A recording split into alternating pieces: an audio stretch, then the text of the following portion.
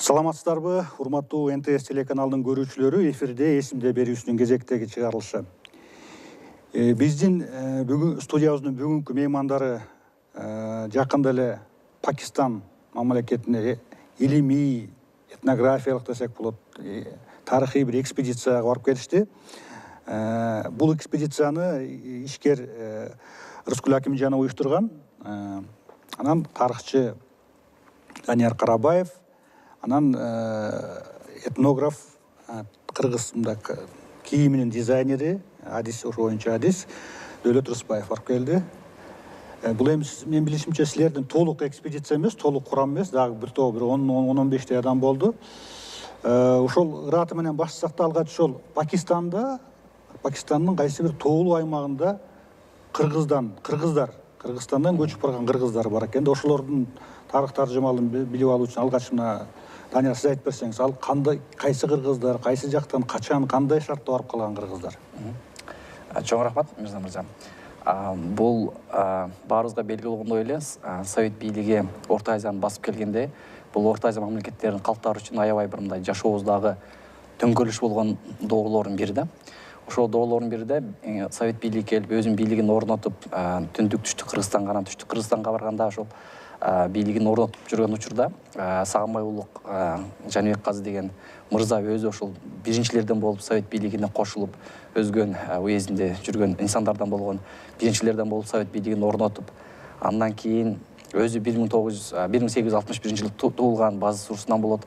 Андан кийин 27-26 жылдары жанагы элге байманапка жанагыдай кулакка тартуу саясаты башталганда, ошол адилетсиздик мамлекеттин бийлигин көрүп, ага кайра каршы чыгып, бирок ошол эле учурда чоң Совет бийлигине күчү жетпегенин билип, бир 3-4 жылдай тоодо жүрүп өзүнүн жигиттери менен карама каршы болуп, анан ага да көз жетпегендиктен Кашкарга качып барып, Кашкарда да ошо кыргыздарга качып барып, кыргыздар касиерде болсо бири-бирине башы калкалап барып турган.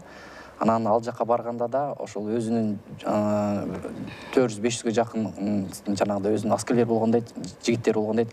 Аларды таркатып, каалаганыңар калгыла, каалаганыңар менен кеткиле. Анан бир топ инсандар менен өзүнүн жигиттери менен Кашкарга барып, Кашкарда бир топ туруп, андан кийин бул Афганистандын, бүгүнкү Ауганстандын Кичи Памирин өтөттөр булар. Ошол убактан өтүп келип, ал жерге келип, ал жерде баш калкалай баштаганда Совет бийлигинин жанагы бийлиги аскерлери кайра жанагы Тажикстандын мургабынан келип, аларды кармаганга аракет жасашаттар.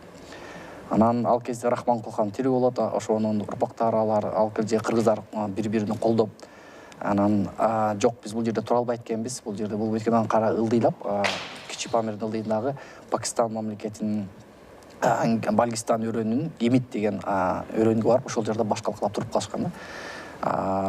Бул ошол доордогу кыргыздардын кандайдыр бир өзүнүн эркиндиги үчүн, өзүнүн чыныгы баш ийип жашабастан, ээн эркин жашайбыз деп качып жүргөн инсандардын бири, ушул чыныгы демократ, чыныгы кыргыздын батырларынын бири ушул Сагынбай улук Жаныбек Казы болгон. Аны менен өзү менен кошуп барган өзүнүн анча-мынча жигиттери болгон. Ошолордун калган урпактары өсүп, өнүп, ушу 4-5 муунга жетиптир. Ошолор боюнча маалымат укканыбызда биз аябай сүйүндүк. Ага чейин Рыскүл айым менен байланышып калды. Рыскүл айымдын өзүнүн алардын чеберелери менен байланышы бар экен. Анан айтып калды, ушундай Пакистанда жашаган кыргыздар бар экен, сиз Озик тарыхчы катары барганга кызыктарсызбы деп. Анан дароо эле мага кызыктуу болду, себеп дегенде өзүмдүн да илимий изилдөөмө, анан чет Кыргызстан сыртында жашаган алам кыргыздарынын тарыхы, баяны мен үчүн өтө кызыктуу. Ошондуктан дароо макул болуп, өзүмдүн илимий жетекчим Асанканов Абылбек Асанканович агайды макулдашып, аны суранып атып, жумушубуздун жанагыдай финансылык жардам менен Рыскүл айымдын өзүнүн уюштуруу жанагы башкарылганы менен жардам менен ошол жака сапарга барып келдик. Жакшы.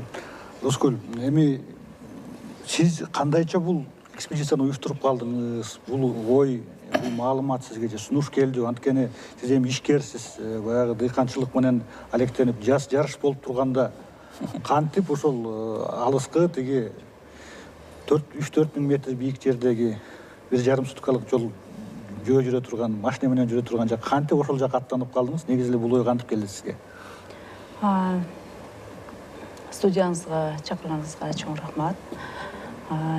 Негизи 2 жыл мурун бизнес форум менен Пакистан өлкөсүнө барып, ошол жакта ошол Пакистанда жашаган этникалык кыргыздар менен таанышып калдым. Андан кийин алар менен дагы байланышым үзбөй, бул жака келгенде аларды сыйлап, ушундай бир 2 жылдан бери жакшы мамиледе жүргөнбүз.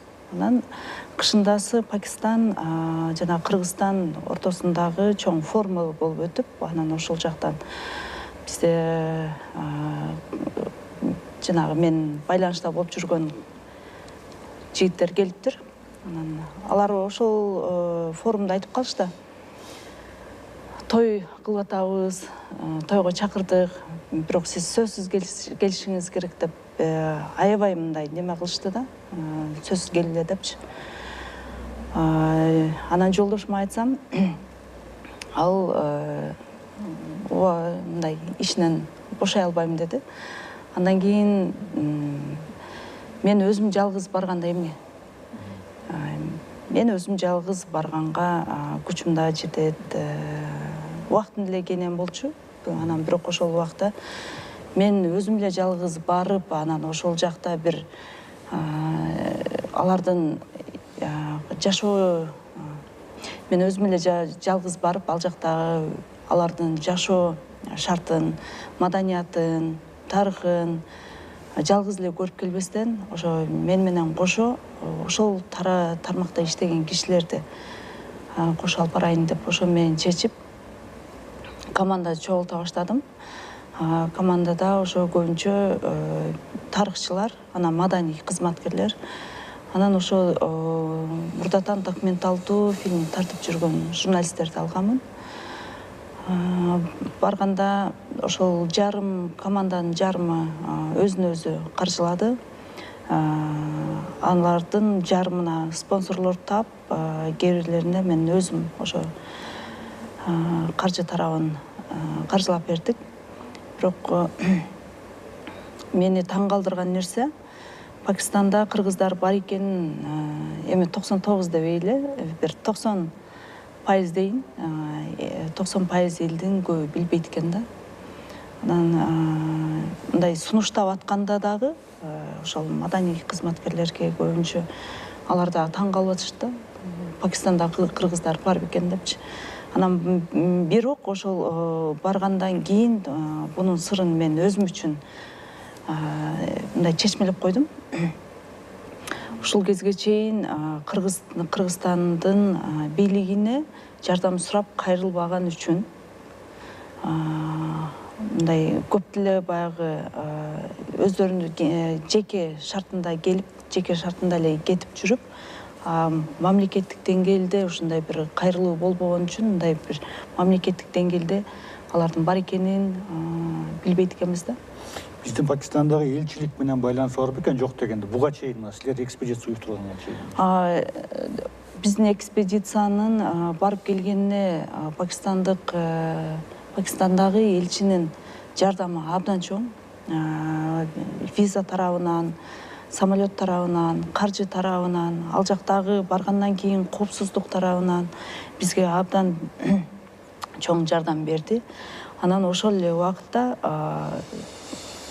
элчилик бир нече жыл мурун ачылыптыр. Ошондон бери эң чоң байланыш жана эң чоң жардамды ошо пакистандык кыргыздар көрсөтүп турат экен биздин элчиликке. Алар биздин элчиликке жардам берет. Биздин элчиликтер менен тыгыз байланышта иш алып барышат экен. Ошондуктан биздин ошол жакка барып келгенибизге дагы ушу элчиликке дагы мен ыраазычылык билдирем. Анан бирок барып келгенден кийин ошол Пакистандагы кыргыздарга мен абдан ыраазы болдум. Анткени алар билимдүү, жашоосу жакшы, ошол эле убакта өздөрүнүн кыргыз деген уңгусун унутпай, өзөгүн унутпай, ушу санжырасын сүйлөгөндө дагы ошо санжыра аркылуу бири-бирин тааныштырып, ушундай бир кыргызбыз деп көкүрөгүн көтөрүп жашашат экен. Мисалы, бизде бири-бирибизди кайрылганда фамилиябыздан анан атыбыздан эле айтып кайрылат эмеспизби. Алар ошол 7 атасына чейин тааныштырат экен да. Мен Рыскүл, атам бул, анын атасы бул, анын атасы бул деп ошол мен оюмча ошол Кыргыз Пакистандагы ал жактагы элге сиңип кетпегендигинин дагы бирден бир сыры бул ошо санжырасын эмдигиче унутпай ошо санжыра аркылуу бири-бирин тааныштырып жүргөнү дагы ошондон деп ойлойм. Эмне үчүн бул экспедиция уюштурулуп калды деп көптөр сурап атат. Бул максаты эмне депчи? Эч кандай саясий же кандайдыр бир максат деле жок. Ошол мен ошол убакта, ошол учурда менин мүмкүнчүлүгүм болуп калды. Ошол мүмкүнчүлүгүмдү жөн гана пайдаландым. Жана ошол мүмкүнчүлүгүмдү коомчулукка пайдасы тийсин деген таризде ошол экспедицияны уюштурдум.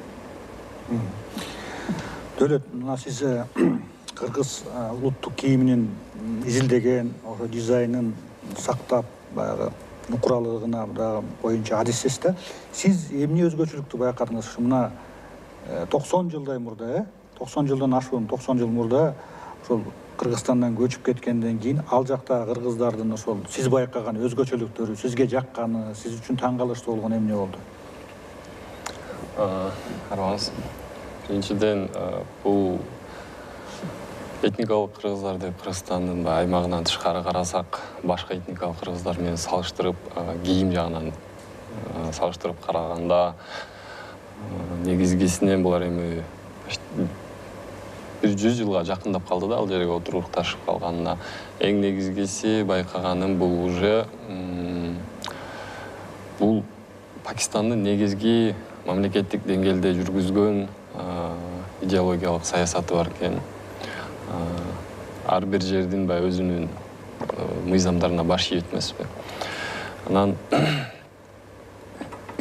ошол жерге барып отурукташкандан кийин алардын негизги маданиятын кабыл алууда бирден бир булар кыргыз кийимдеринин көбүрөөк жоголушуна дуушар болгон. Бул негизгисинен биринчиден көрүнөт, ачыктан айкын. Бирок ошол эле кезде орто муундагы адамдарын айтсак болот, булар негизгисинен кыргыздардын мурун аты теги кандай кийимдерди кийгени, кандай салттуу билимдери болгондугу, нелерди колдонгондугу, ошолор жөнүндө толук маалыматы бар экен да. Албетте биздин убактыбыз мынча өтө көп болгон жок, аз убакыт маалымат чогултууга кетти да. Ошол эле кезде анан байкаганым бул мисалы үчүн жигиттерин, жаш жигиттерин алсак, көбүнчөсү ошо калпак кийип жүргөндө, мисалы үчүн биздеги Бишкектен жүргүзгөн анализдерди карап туруп, Пакистандагы уккан маалыматтарды, ошол жердеги балдар менен сүйлөшкөндөгү нерсени караганда, чындыгында укмуштай намыс көйгөй келишет экен. Мисалы үчүн кийген калпагын кийгенде эле ушунчалык ардактап, көкүрөгүндө сүйүнүч болуп, баягы өзөктөсө эле кыргыз да алар. Ошо кыргыз деген нерсеси көкүрөгүнө кагып, намыс. Сиздер барганга чейин калпак бар бекен, аларда кийчү экен? Ооба, кийеткен. Келип кетип, бияктан алып кеткен балдар бар, ошо кийип жүрүшөт экен да. Анан ошо калпакка токтолсом эле мага бир ошо Пакистандан бир дем берди десем болот го, бир жигитибиз айтып калды. Идирис деген. Мен үйлөнгөндө дейт, мага айтышкан дейт, жөн эле баш кийим кийбей эле кой деп дейт. Ошол кезде ал өзү такыр өзүн көкпеттенип, мындайча айтканда, мен үйлөнгөн тоюмда калпак кийип отурам, мен ошол кийип жүрөм деп. Ушундай аябай өзүн настойчивый коюптур да. Баягы максатын койгон сыяктуу да. Ошол нерсе аябай дем берди да балагачы. Анан алар айтат, мындан ары жалаң жаштар ошо үйлөнүү тойлорубузда биз болушунча аракет кылабыз, баш кийимибизди унутпай калганга баш кийимибизди кийип көргөзүп жүргөнгө дейт да. Бул бирден бир алардын жеке ошол жерде кыргыздардын өзүнүн салттуу баш кийими бирден бир жайылтуу максаты болот десем болот, максатына жардам берет. бул эң чоң. Анткени тойдо билесиз канчалаган адамдар келет, бир эле кыргыздар эмес, башка улуттун өкүлдөрү да келет экен, тойду да көрдүк. Ошондуктан бул жайылтууга чоң жардам берет. Бирок кийим жагын алып, жалпы кийип жүргөн кийимди алсак, бул мамлекеттик деңгээлде бирдей негизги кийим экен. Кыргыздар өзлөрүн мисалы үчүн биякта кийип жүргөндөй эмес, кадимки эле Пакистандын кийимин кабыл алышкан. Бул эми албетте аймактык, жергиликтүү шартка байланыштуу болот. Бул негизи муну биз мындай көйгөй дебесек деле болот го дейм. Анткени бул жактан эч кандай кыргыздын кийимин алып барыш оор, узак жол, эч кандай базарда андай сатылбайт деген ошол эле жергиликтүү бул жерде бар нерсени колдонууга туура келет да. Анан булар ошо жашоо турмушунда азыркы күндө эми албетте глобалдуу кийимден тышкары ошол тили, үрп адаты, тамак ашы баягы кыргыздын жашоо турмушунан эмнени сактап калышыптыр негизи эле.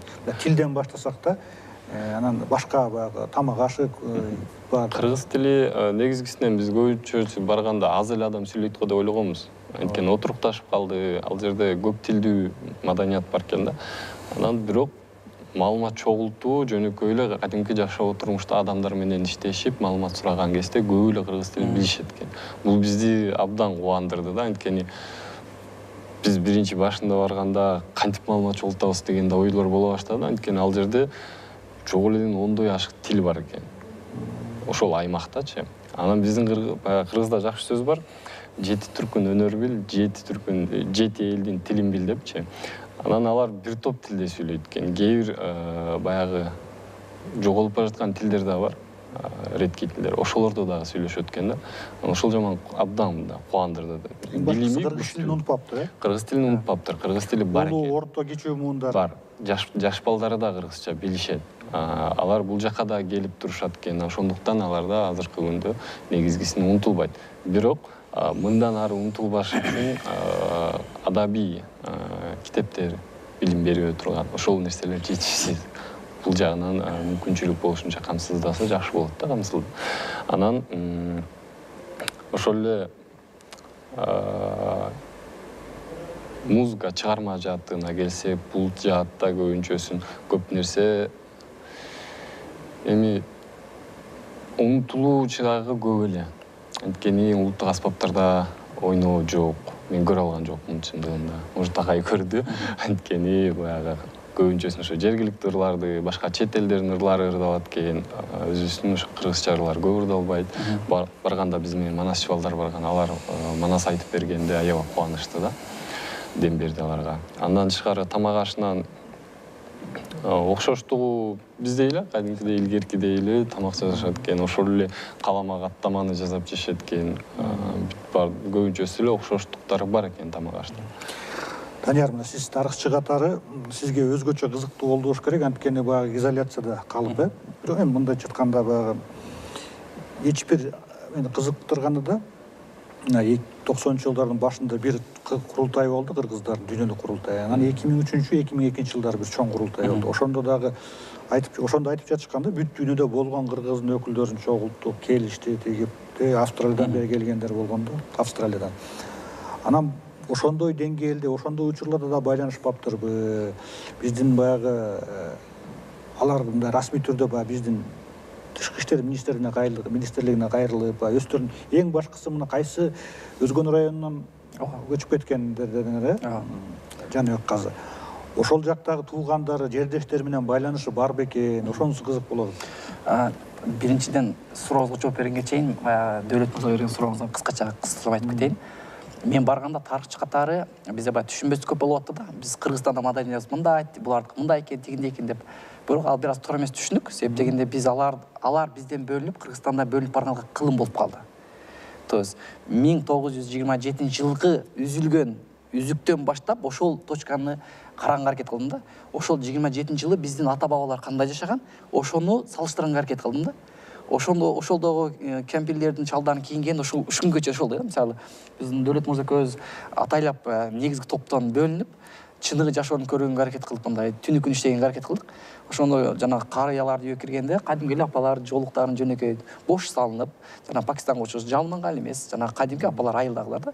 Анан кадимкидей эле көрүшүп, колдорунан өп, сүйлөшүп, кадимки эле биздин түштүктөгү апалар менен сүйлөшкөндөй эле сүйлөшүп аттык да. Ошол үзүлгөн өзөктөгү учурдан баштап салыштырсак, бир эле тамырыбыз. Албетте, Пакистан бүгүнкү күндө 240 миллион калкы бар. Ошол калкка 1000 кыргыздын туруштук бере албайт да. Анан экинчи сурооңуз жанагы Кыргызстан эгемендүү болгон учур бул жалпы ааламда жашаган, сыртта жашаган кыргыздар үчүн өтө өзгөчө күн да. Ошолорду эле мен ошол суроону көп берчү белем. Анан ал эгемендүү болгондо дейт сүйүнгөнбүз дейт. Кыргызстан эгемендүү болду, бизге карым катнаш жардам болот деп. Ошол Пакистанда жашаган кыргыз боордошторунун жетекчиси Захитжан деген мырза өзү ар бир топтон өзү күчтүү ишкер экен, топтоп бир автобус жалдап Кашкар аркылуу Ошко келип, Пакистандан Имиттен Кашкарга келип, Кашкарда туруп, ал жакта туугандар менен анан Ошко келип, Оштон өзгөнгө келген экен, эгемендүү алган жылдары. Анан 30 жыл мурда, 30 жылдай мурда. Ооба. Анан Аскар Акаевдин данышмандыгы ошолорду тосуп алып дейт. Бул жакта чоң саясатчылар жүрүп, кийин өзү тосуп алып дейт. Жанибек Казыга тиешелүү болгон жердин баардыгын кайтарып урпактарына берген экен. Чакырып келип туруп, силер кеткенсиңер, биз силерди билебиз, Совет бийлиги силерге адилетсиз мамиле жасаган деп. Анан ошолдогу урпактарга ошол жашап жүргөн жеринин айылына кайра өзүнүн жерин бериптир. Бул да болсо өтө жакшынакай кол. Биринчи келгенде ооба.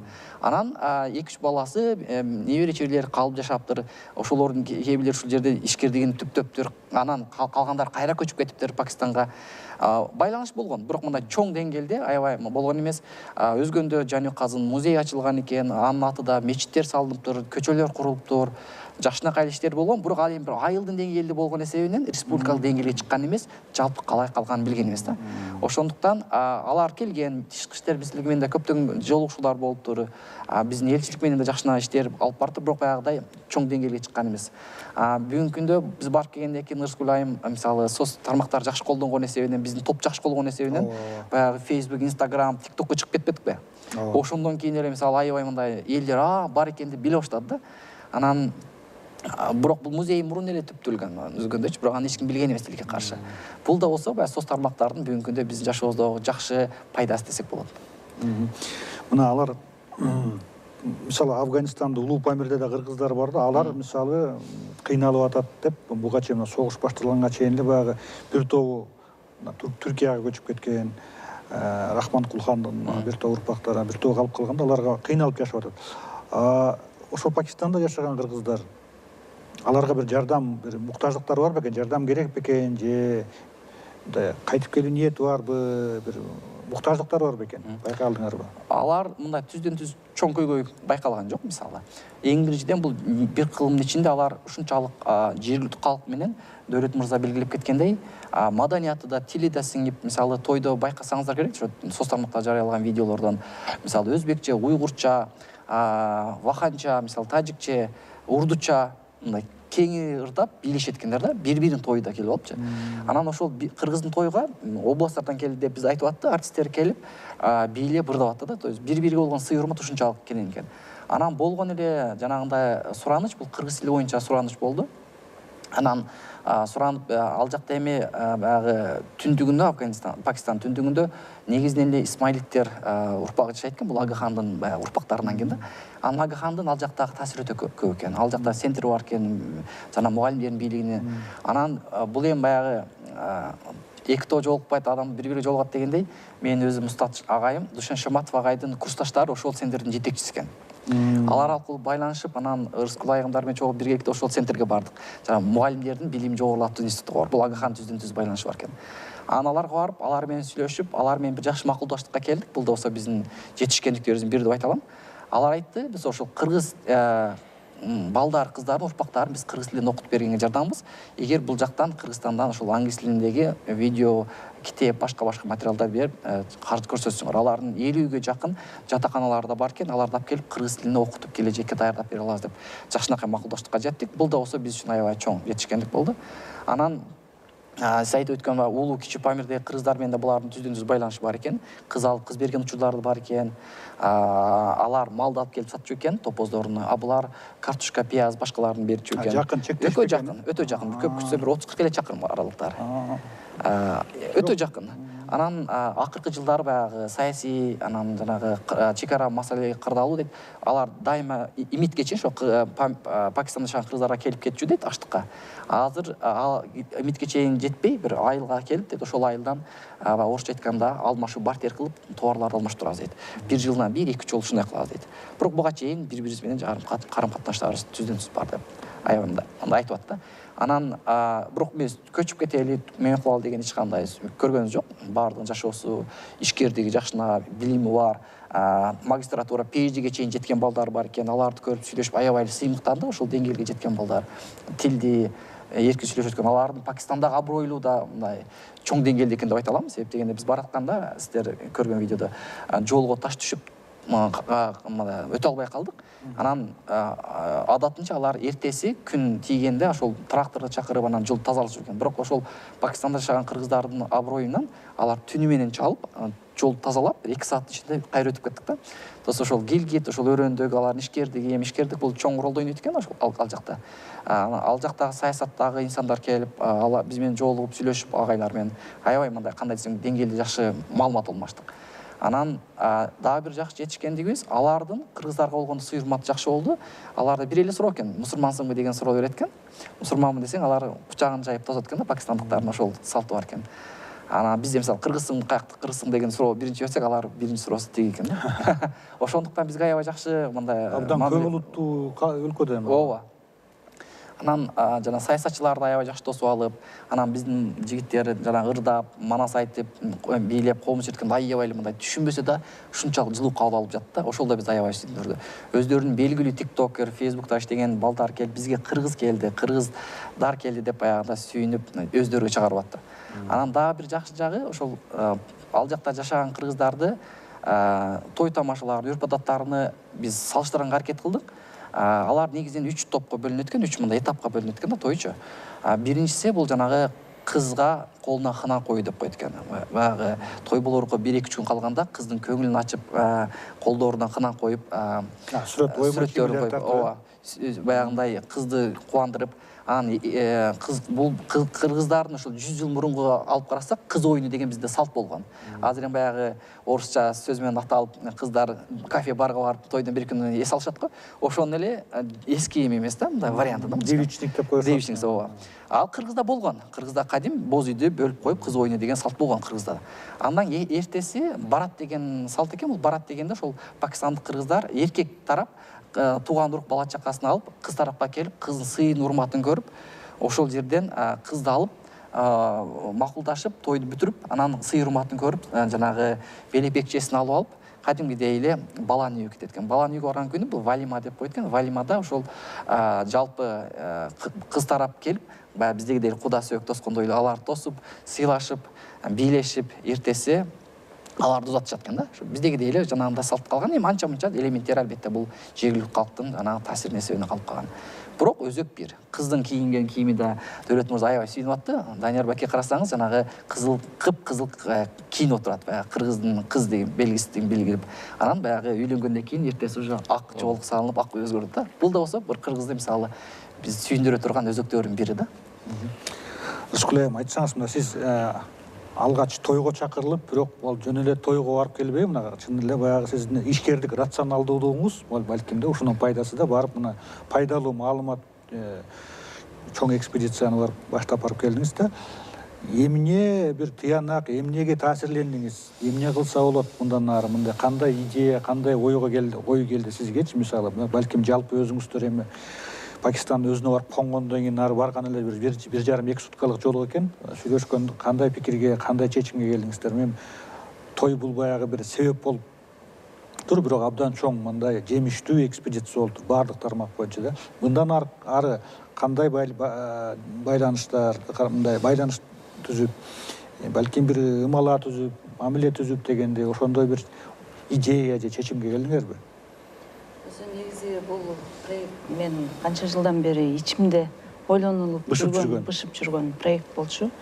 Былтыр бүт концепциясы иштелип чыгып, биздин жанагы тышкы иштер министрлигине бул кат жазылган. Бирок мен ошол убакытта эле мен өзүмүн убактым келбей калып барбай калгам. Быйыл мына убактысы шарты чыкты, барып келдик. Негизи ишкерликте бир неме бар да. Биз мисалы ишкерлер, айрыкча мен башка бирөөлөрдү күтүп, башка бирөөдөн үмүт этип, башка бирөөлөргө баягы жардам күтүп отурбастан кандай мүмкүнчүлүк болсо ошонун баардыгын максимально пайдаланганга көнүп калганбыз да. Анан ушул чакырууну дагы максимально пайдаланып калганга аракет кылып, мына жыйынтыгын азыр көрүп атабыз. Бардык, келдик, бирок андан ары кандай кадамдар болот? Келе жатканда эле биз мындан ары эмне кылабыз деген пландарды түздүк. Ошо тарыхчылар менен, биздин маданий кызматкерлер менен кайтып келе жатып анан келгенден кийин бир нече китептер чыгат. Мындан ары конференциялар болот. Ал жактан дагы делегация, аябай чоң делегация келебиз деп алар менен сүйлөшүлдү. 2 документалдуу фильм азыр жасалып атат. Андан сырткары алар келгенден кийин ошо 2-3 конференция өткөндөн кийин кайтара эле кандайдыр бир программа менен Жаныбек Казынын жашаган жерине тарыхый бир экспедиция ошолор менен кошо зыярат кылабыз деп ошонун программасы иштелип чыгып атат.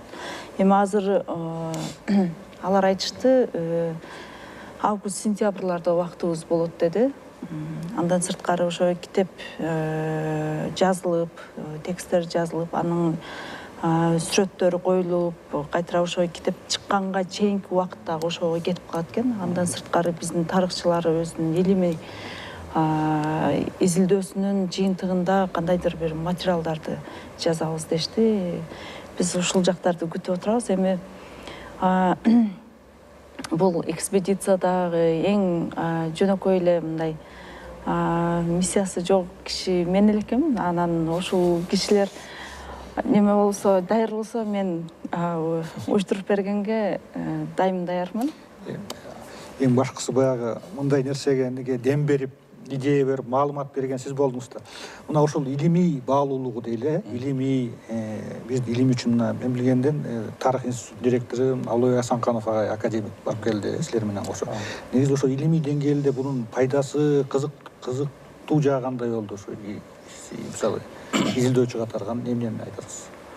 Биринчиден бизге илимий изилдөө, мен Озек тарыхчы катары ошол картаңдардын баянын, алардын жашоосун чогултууга аракет кылдык. Ал жака барганда эле топ-топко бөлүнүп алып, анан агай экөөбүз Дөөлөт Мырзачыбыз иштеп аттык. Ким кайсы тарапта иштейт деп. Анан бизге негизинен кызык болгон жери ошол кыргыздар кандай барып калды ал жерге. Барып калганда кандай кыйынчылыктар болду. Жергиликтүү эл менен кандай сиңип кетти.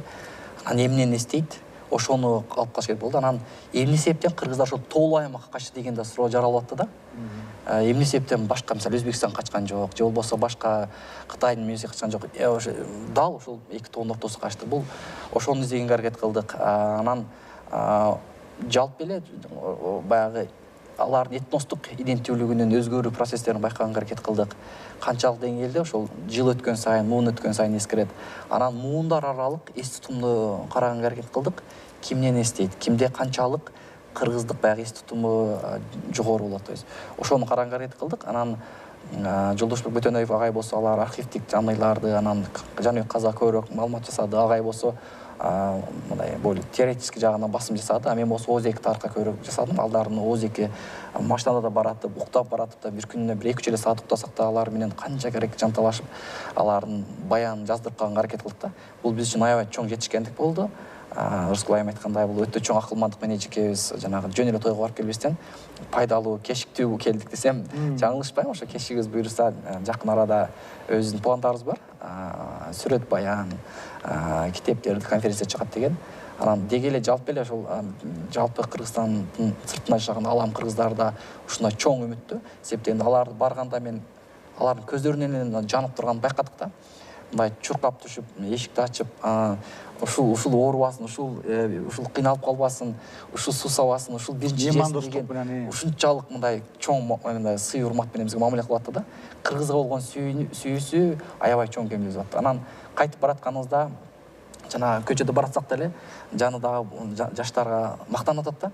Мына көрдүңөр, мен туугандарым келди, булар кыргыздар, мен кыргызмын, кыргыздар менен кабар алып келди деп жатканда вахан тилинде, тажик тилинде, урду тилинде айтып атты да. Алар түшүнө эле турабыз, эмне деп мактанып атат, кандай сөйлөнүп атат. Анан баратканда жанагы Ыдырысбек мырза айтып жатты, силер келип биздин башыбыз көтөрүлүп калды дейт да. Биз кыргыз экенибизди дагы буларга даңазалап алдык.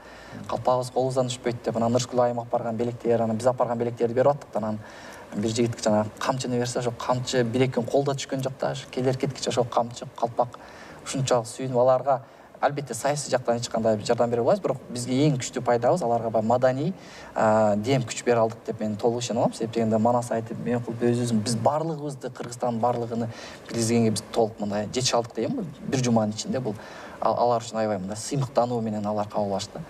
Буюрса келечекте пландары жакшы, анан убакыт көрсөтөт. Озеки тарых демекчи, мына эң эле ошол жакта кыргыздарды изилдей келгенде эле эң башкы булак, маалымат булагы бул Озеки маалымат болуп атпайбы? Алардын архив, аларды ким Пакистанда, Афганистанда аларды архивдеп кагазга жазып туруптур. Ошол кыскача айта кетсеңиз, кантип жолдон көргөн азап тозорго мындан 90 жыл, 100 жыл мурда кантип ошол жака эмнеге мына Афганистанды өтүп барып, наркы Пакистанга болгондо да асказоонун арасына эмнеге ошондой болуптур? Ошону кыскача айтып бере аласызбы? Эмнеге ошондой чечимге келишти? Алар эми баягы биринчи булак болбой калды, балдары бар каза болуп калган, балдарынын биринин гана келини калыптыр. Ошон менен сүйлөшкөнгө аракет кылды апа менен. Анан неберели менен сүйлөшпөй калды, 3 муундан кийин болуп калды. Бирок алардын айтымында биздин атабыз ушундай айтып берген, келе жатканда азап чеккени жолдо жанагы баалуктарын жоготконун айтып берди. Биз жерге келип уктап турганда тонолгонун айтып жатты да. То есть алтыныбыз бар эле, байлыгыбыз бар эле, бирок ошону алдырып жоготконубуздун эсебинен кыйналганбыз деп ошону эстеп атты. Анан биринчи бул жака келгенибизде дейт, тилден аябай кыйналганбыз дейт. Булар такыр башка эл, динибиз бир болгон менен дейт, намазыбыз аякпен бир болгон менен, бирок тилибиз такыр башка болдук дейт. Ошол чоң муун ошону көбүрөөк эскерип атты. Анан чыксак сүйлөшө албайбыз, баарлаша албайбыз дейт. Анан жерибиз да жок дейт. Бирөө бир мындай бир метр жерин бербей жашаганга дейт. Анан ошол учурда ошол өрөөндө жашаган вахандыктардын өкүм сүрүп турган учур экен, ошолор жер бөлүп берип, анан ошол кыргыздарга берип, ошонун жашоо калыптанып кеткен деп айтып атты да. Ошону эскергибиз аябай айтып берди. Ошонусу бизге кызык болду. Биринчи келгенде кызыктуу.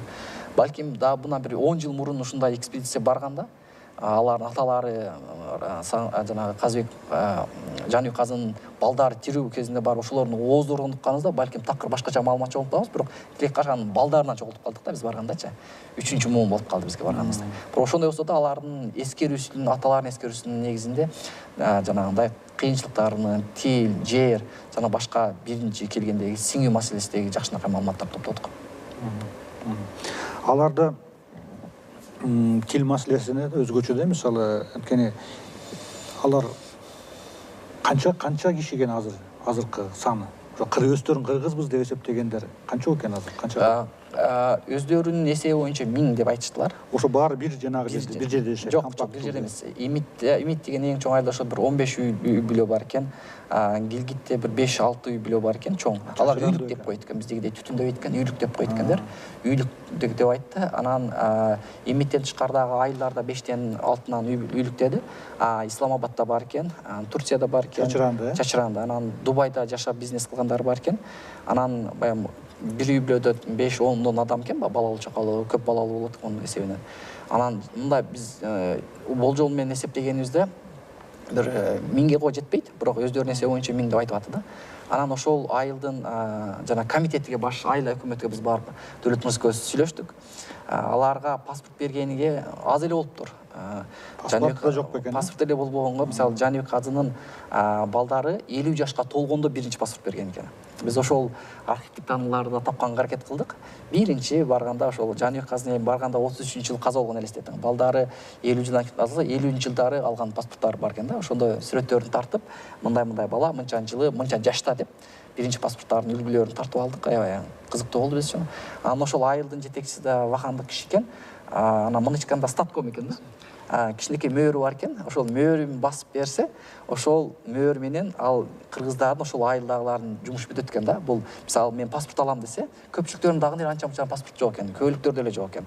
Бирок паспорт алабыз десек, тиги статкомго барабыз дейт, биздин тилде айтканда. Ал ооба бул киши бул жерде жашап жүрөт, мынча баласы бар деп анан жазып туруп анан баягы мөөрүн басып берсе, анан мөөр менен барып мамлекетке тапшырсак бизге паспорт көбөлүк берет dedi да. Дагы эле баягындай документтик жагынан тоолуу чабан болуп жашаган кыргыздар ошол эле ойдон эле калыптыр. Бирок алардын тили, маданияты сакталып калыптыр да. Ошол эле курут, сары май, топозду иштетүү, топозду саганы, мисалы алардын курут майын алып, анан бир жанагы литр курут сары майдын алардын сомунда 500ден 1000 чейин деп атты. Бул аябай кымбаттагы балы. Анан топоздун этинин да баалуулуктарын айтып атты. Биз күздө бышканда семиргенди алып келип сатабыз деп. Ошол тоолуу жашагандар баягы чыныгы тоолук кыргыздын куралдык маданий көчмөн салтын сактап калыптыр. Анан Жаныбек казы өзү деле керез берген экен балдарына. Мен өлгөндөн кийин шаарга түшүп, чоң шаарга аралашып кетпей, ал жака барсаңар кыргыздыңар жоготосуңар деген осуят менен каза болгон экен да. Ошонун эсебинен жанагы Жаныбек казынын балдары өздөрү өлгөнгө чейин шаарга түшүп аралашкан эмес экен. Анан бул бойдон эле мал менен мал болуп калбайлы деп, анын Жаныбек казынын неберелери окуй баштаган экен да. Анан ошолордон чыккан урпактар бизди чакырып менен барып келдик да. То есть атасынын айткан осуятын балдар аткарып, алар да ылыйга түшүп, билим алып, аралашып кеткен эмес экен. Жанагы жалпы тоодо жашап, ошо бир жерде каза болгон экендер да. Бул да ошо атасынын айткан осуятын тилин алып, кыргыздык маданиятты сактап калганга болгон иш-аракетин байкадык. Тилекке каршы убактыбыз аяктап калды. Сиздерге чоң рахмат. Муну чын деле бир эмес бир нече берүү керек. Бул баардык баягы силердин ошол изилдеп көрүп, угуп келгениңерди айтып бергенге. Эми силердин ошол изилдөөңөрдүн жыйынтыгын күтөбүз. Эң башкысы ошол бизге пайдалуу болуп, аларга да пайдасы тийип дегенде, анан бизде чын деле биз айтып атпайбызбы, жана ортобузда дээрлик 100 жылдык айырма убакыт, ошол 100 жыл мурда Кыргызстандан кетсе, биз унутуп койгон нерсе, бирок ал жакта аларда сакталып калган. Ошол жагынан ошондой пайдалуу нерселерди да биз бул жакта турсакта сезип атабыз, көрүп атабыз. Рахмат силерге. Эмгегиңерге рахмат, сизге өзгөчө рахмат Рыскүл айым. Ошону мындай идеялык жактан, ошо идеяны көтөрүп, эмилгелеп, сүйрөп барып апарып келгениңизге рахмат сизге да. Силерге да ийгилик каалайм. Рахмат. Сиздерге рахмат. Бар болуңуздар. Урматтуу НТС-тин көрүүчүлөрү, эфирде эсимденин кезектеги чыгарылышы болду. Кийинки берүүлөрдөн көрүшкөнчө бар болуңуздар.